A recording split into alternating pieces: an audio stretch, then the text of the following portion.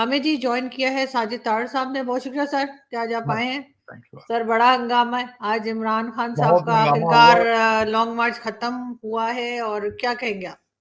मैं एक बात पे खुश हूं कि इस्लामाबाद बच गया है। जिस तरीके से ये कहते थे कि हम जला के राख कर देंगे, वो वहां से अल्लाह ताला ने बचा लिया, मौजज़ा ही हुआ है। लेकिन आज के इसके बारे में हाइलाइट्स मैं दूंगा। मैंने पूरी पूरी स्पीच इनकी सुनी, एक एक वर्ड को कोशिश किया एनालाइज करूं, इनके माजी के साथ इसको छेड़ के देखूं कि इनका खुद का ट्रैक रिकॉर्ड क्या था। लेकिन उससे पहले ये बताऊंगा कि इस फैसले पे किस तरह ये पहुंचे, हुआ क्या है। खान साहब अपने जहाज पे आए और उसके बाद हेलीकॉप्टर से जब आए जलसा गाह में, तो उसमें सुना गया है कि इन्होंने ऊपर से चक्कर लगा के सबसे पहले जलसे के लोग देखें कितने, और सख्त गुस्से में थे जब नीचे उतरे, क्योंकि अकॉर्डिंग टू सनाउल्लाह, राणा सनाउल्लाह साहब जो कि हमारे मिनिस्टर हैं इंटीरियर, उन्होंने कहा कि 15 से 20 हजार लोग थे।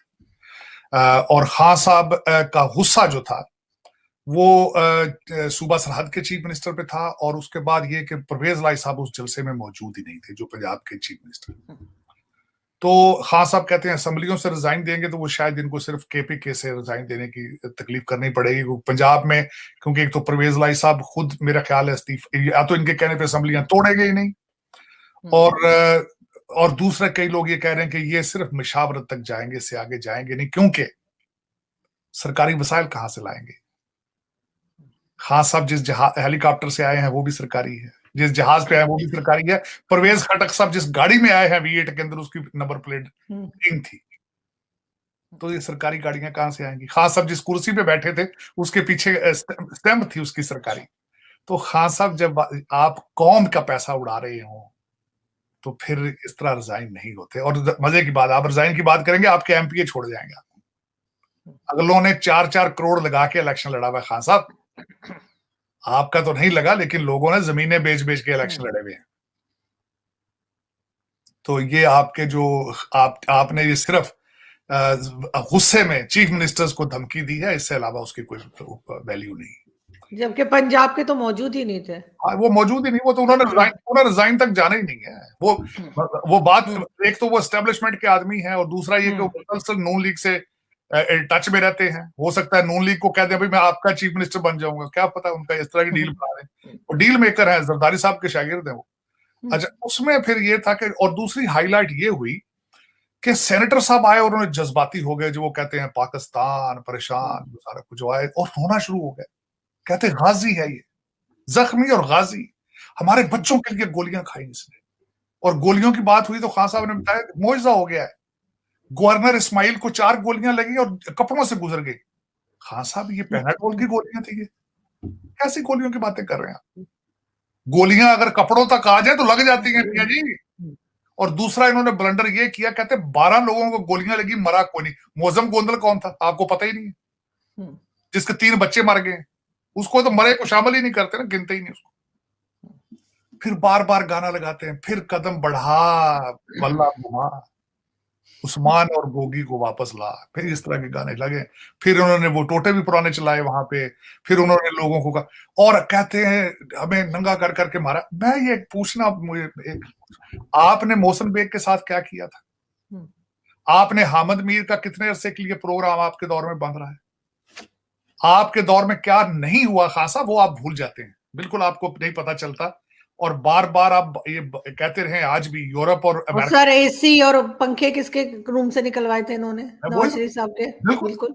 और दूसरा, उसमें बार बार यूरोप और अमेरिका की मिसालें देने वालों को ये नहीं पता कि 3 महीनों में 3 प्राइम मिनिस्टर चेंज हुए हैं बर्तानिया के, उनका सिस्टम चल रहा है। बोरिस येल्सन जुलूस नहीं निकाल रहा वहां पे जाके।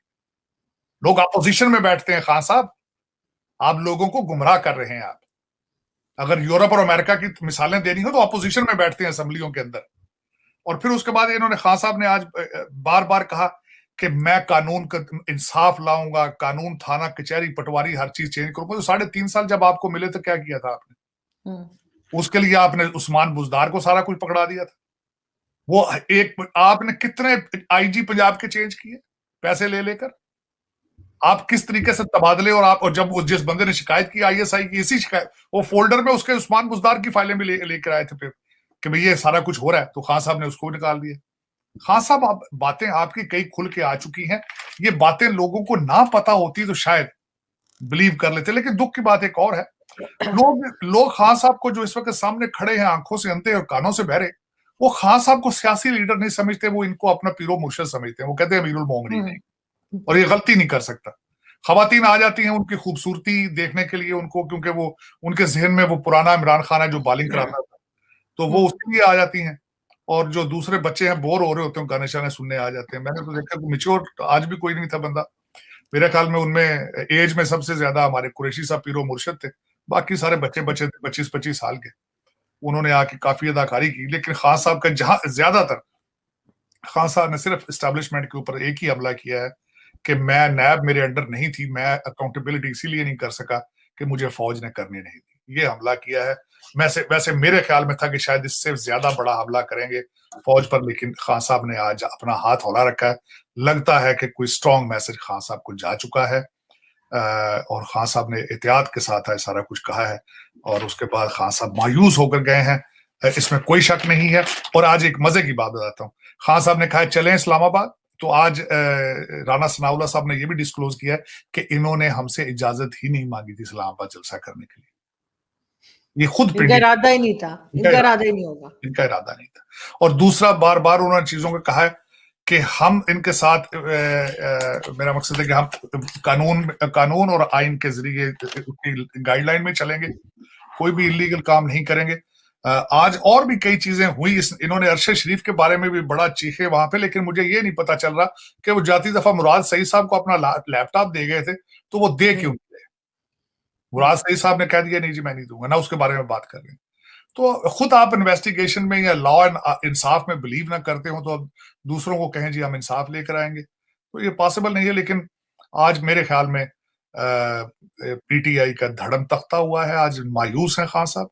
और एक और बात बताना चाहूंगा, आपने शायद नोट नहीं किया इस बात का, ये भी देखने वाली बात थी। खान साहब ने लॉन्ग मार्च को कैंसिल इसलिए किया था कि पब्लिक का बड़ा सख्त रिएक्शन था। सड़कें जब ब्लॉक करते थे, अब आवाम चीख चीख के गालियां देती थी। खान साहब वो भी इनको पता है कि अब लोग बेजार हो चुके हैं। दुख के साथ एक और बात कहूंगा आरजू, के आज की तकरीर के अंदर भी खान साहब ने सैलाब जदगान के बारे में कोई बात नहीं की, बिल्कुल नहीं बात की। और बिल्कुल कोई, और दूसरा ये भी नहीं बताया कि वो जो 2-2.5 अरब रुपया इन्होंने इकट्ठा किया सैलाब जदगान के नाम पर, वो कहाँ गया है, वो कहाँ खर्च हो रहा है। दूसरे अदादो शुमार की तो जेब में से चेट निकाली इन्होंने कहा है कि महंगाई बहुत बढ़ गई है, तो महंगाई बढ़नी नहीं थी जब मुल्क आपने बंद कर दिया है, मुल्क आपने तबाह कर दिया मुल्क। हर रोज सड़क के ऊपर बैठ जाते हो ब्लॉक करके, तो इकॉनमी किस तरह चलेगी? जब रोज आपके जो लौंडे लपाड़े हैं ट्वीटें करते हैं कि मुल्क बैंकक्रप्ट, तो लोग बाहर दुनिया पढ़ नहीं, देख नहीं रही है। फाइनेंशियल टाइम्स ने कहा है कि इस वक्त आप सबसे बड़ी थ्रेट आप हो, पाकिस्तान की सबसे बड़ी थ्रेट इस वक्त इमरान खान बन चुका है। तो बाहर से पैसे को लोग किस तरह लेकर आएंगे, इन्वेस्टमेंट किस तरह, कंपनियां भाग रही हैं वहां से, लोग भाग रहे हैं।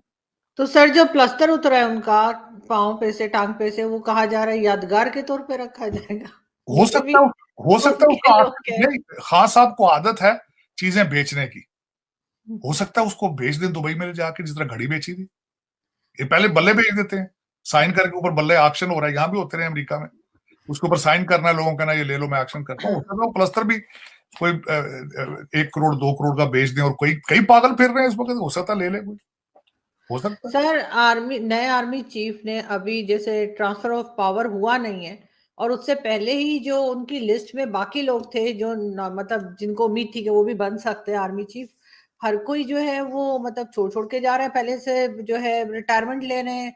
अभी आज लेफ्टिनेंट जनरल फैज हामिद ने भी कह दिया कि वो रिटायरमेंट ले रहे हैं। ये हो क्या रहा है, क्यों ये लोग भागते चले जा रहे हैं? मैंने इस खबर के बारे में पढ़ने की कोशिश की, और पाकिस्तान के आर्मी ट्रेडिशन को भी उनके बारे में पढ़ने की कोशिश की। ज्यादातर ट्रेडिशन ये होता है कि जब कोई जूनियर आर्मी जनरल को प्रमोट कर दिया जाए, तो जो सीनियर होते हैं वो अकॉर्डिंग टू द ट्रेडिशन वो रिजाइन कर देते हैं। उनके लिए